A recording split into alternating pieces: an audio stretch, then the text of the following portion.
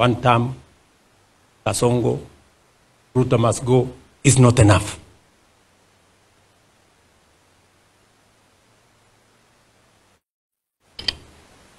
And we are going to have a candid conversation.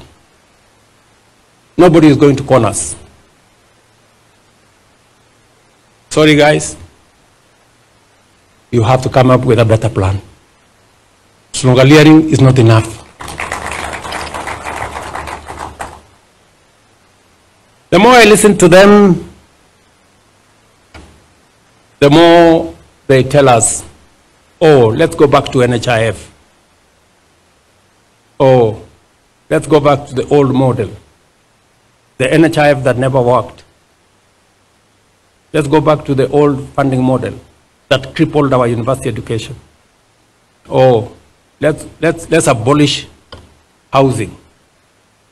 Let's do away with SHA. And to me, they sound like